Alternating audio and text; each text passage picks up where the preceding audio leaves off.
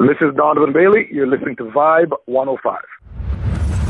Hello, everybody. This is Giancarlo Aulino, joined here with Aaron Zaretsky. We're reporting for Vibe 105. We got a Black History Month exclusive here, and we're honored to be joined by our guest today. He's a two-time Olympic gold medalist and Canadian Sports Hall of Famer, Donovan Bailey. How you doing, Donovan? I'm doing great. That's good. Aaron, you got the first question. Yes. So, Donovan, what does Black History Month mean to you? Well, I mean, Black History Month, as it says, Black History Month just means that, the world, we take some time to celebrate the great people of African origin that have done phenomenal things on the planet and continue to do phenomenal things on the planet.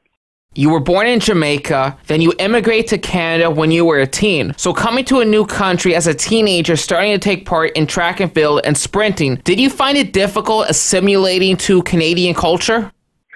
No, not necessarily. I mean, the greatest thing about Canada is that it's the greatest melting pot in the world, and other than the native Canadians, every single person is descendant of immigrants. So you get to go to a new country, and my parents sought economic opportunity and also a place for us as kids to grow, go to school, make friends, play sports, and to flourish as productive members of society. So coming to Canada and living in Canada, I mean, part of the Canadian culture is something that's very normal for me. Yeah, just looking at your career, did you know you wanted to be a sprinter and get involved in track and field at a young age, or was it somewhere along the line of high school later on where you realized, wow, I'm actually really good at this, I can win an Olympic gold medal, I can get into track and field, and I can be the fastest man in the world?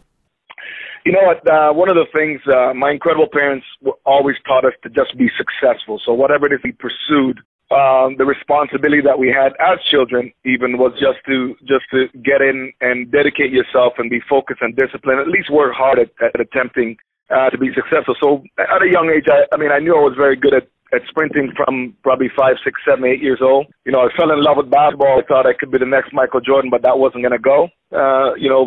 Along the way, certainly, through education, at some point, I wanted to be a banker.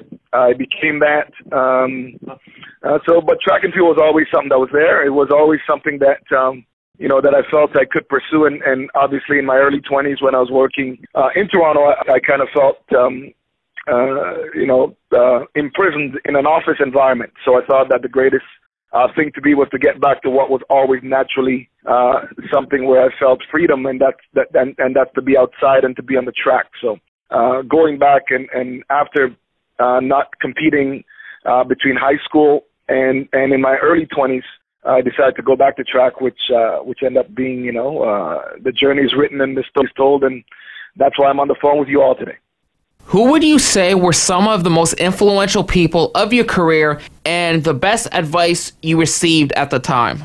Well, I think that my parents have always been the most influential people in my life. That's number one. But as far as sports figures go, you can always look to, some of the greatest sprinters that was out there, some boxers. I'm a big boxing fan. Guys playing football and basketball. And for me, I've always stayed in shape and always wanted to exercise. So at no point whatsoever was I ever out of shape. And I'm also someone who's very cognizant of my diet and nutrition. So at no point did I ever abuse my body in all of this time, even to this day. Getting back into sport after not being in it. The people that certainly influenced me were sort of very same people that I end up competing against, which is, Bruni and Glenroy are the guys that were on my team. But certainly Lennox Lewis is someone who I knew from high school, was someone that, he was in Canada, and obviously he decided that to go back to the UK to kind of to bring his career to the next level, to be heavyweight champion of the world. But these are great people and friends that have always been influential to me, that I can always thank by me observing what they've done in their lives that allows me to become the champion that I am, and to be part of my journey to be the world and Olympic champion. Thanks for sharing that, Donovan. For those just joining us on Vibe 105, we're speaking with two-time Olympic gold medalist Donovan Bailey. Donovan, you won the Olympic gold medal in the 100-meter and set an Olympic record at the time. Everybody has seen that moment and understands the meaning of it to Canadian sports and just how iconic it was, that celebration and your stance there. If you can just take us back to the dedication that went into that moment that some of our listeners aren't aware of. Like, what was the day-to-day routine like for you at the time that made you the best possible for the 96 Olympics? For one, we don't have enough time for me to tell you the amount of preparation, but understand this. The number one thing for me was always to surround myself with the greatest and best productive people that I could have. I mean, my coaches were amazing, and I'm just not talking necessarily talking about Dan Paff, who was my coach for the Olympics and to this day still considered my coach.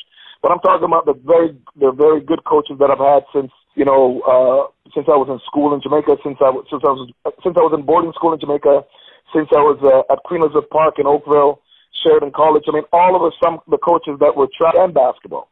The fact that you have some incredible people who see the light in the eyes of a child who wants to be successful, and to help build on that by writing the right programs and guiding them every single day. I mean, I'm always thankful to some of the coaches, especially in high school and middle school, because I think they don't get enough credit. But it kind of teaches you discipline and focus then, and also teaches you what structure means. And training, the sum total of what everyone sees is obviously a few world records, a few world championships, a few Olympic gold medals, but the sum total of the work is the monotonous training every single day of people, of someone guiding you. And I'm thankful to all of my coaches because what you see, as you said, in the iconic stance, at the Olympic Games or at the World Championships or at the Commonwealth Games is the sum total of all of my coaches do incredible things to help me along the way, and the fact that I'm there, and also the greatest support system that I have was my parents who were supportive of everything I did every single day. Your gold medal victories made an extraordinary impact in this country, inspiring the next generation of Canadian sprinters such as Andre de Grasse. Is that something you could have envisioned after winning gold? Well, the answer is yes. I mean, at some point, you have to be crazy not to think that at some point you're going to retire, or you're going to stop competing. And certainly, upon retirement, one of the things that I was always going to do was play it forward. I've always been that person. So I helped my teammates, to achieve gold.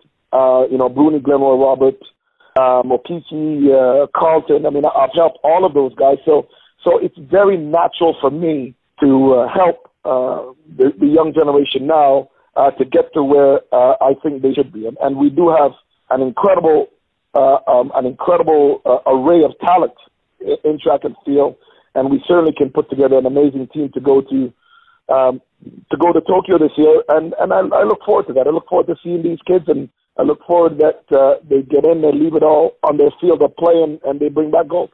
Yeah, Donovan, and you reflected on the dedication, the hard work that went into that Olympic gold medal. When did it really hit you that you won an Olympic gold medal? Is it when you're standing on the podium and the national anthem is playing, the Canadian flag is there? What emotions are running through you? Or did it even take a day or two before it really set in that you're an Olympic gold medalist and the fastest man in the world? Well, you know what? I think that it hits you that day, and it continues to hit you every single day, because what happens is, number one, on the day, it really is it's the totality of what you had done previous to that day. So to be serenaded by your country's national anthem in your honor based upon the hard work that you put in is the greatest feeling any human being can possibly have. But more importantly, or as important, is that every single day, wherever I land on this planet, I've been to 190 countries, and wherever I land, you're always sharing memories with fans because every single fan has a different story, has a different memory, was doing something totally different. But the number one thing that they do remember is that they know where they were at the time when you did something significant, at the time when you crossed the line and stopped the clock. So even to this day, I mean, and I'm assuming this as far as I'm living, I celebrate, the great accomplishments, and I thank every single one of them for that. But every day I get to celebrate even more because you meet new people and they can tell you, where they were and what they were doing. And now, at my age now, I mean, next year, 2021 will be 25 years since I was fastest human being on the planet. And so now it's almost generational because now you have kids and you have people that were cheering me on. You have grandparents, parents, and children. So you have generational fans. And the great thing about YouTube and things living online is that, anyone can command, just a video of something that occurred in history and they can look at it as if it just happened yesterday.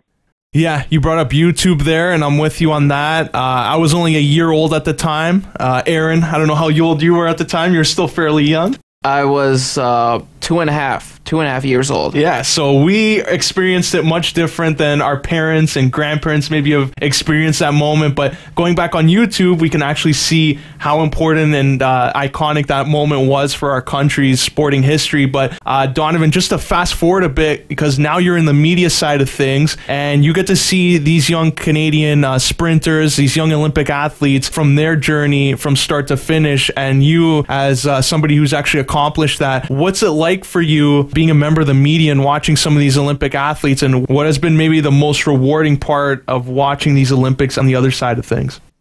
Well, listen, I mean, I think that you get to be, like, I get to enjoy and celebrate the young talent. Number one is I'm a fan of sports. So I'm a big fan of boxing, like I said, football, basketball. I'm a huge fan of sports. I'm a huge fan of track and field, certainly. And the fact that I get to sit, observe, and get to comment on the new generation is extremely rewarding for me. And, you get to see in 2008, I was sitting in the CBC studio in Beijing, and I get to watch next greatest sprinter that has ever existed, Usain Bolt, the only other person to ever be Olympic champion, world champion, and world record holder like myself. I get to see him, bring my Olympic world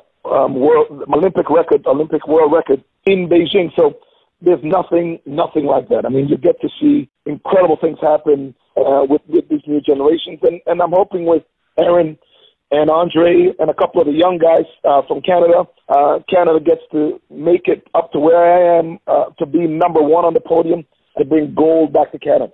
Donovan, before we wrap up here and let you go, how can our listeners follow you on social media? Oh, my God. Don't say that. On social media. Well, you can certainly, I think that the official Donovan Bailey is one of them, and at Donovan Bailey is one of them. You can search for me, I'm sure. I'm certainly listening. I mean, you can look it up and send it out to them, please. Well, Donovan, we'd like to thank you for sharing your time and coming on Vibe 105 to talk about Black History Month and reflect on your career, and we wish you all the best. Thank you very much. Thanks for having me. Take care. Thanks for coming on. That was two-time Olympic gold medalist and Canadian Sports Hall of Famer Donovan Bailey. Now we're going to send it back to the studio for more programming right here on Vibe 105. And now back to your Vibe 105.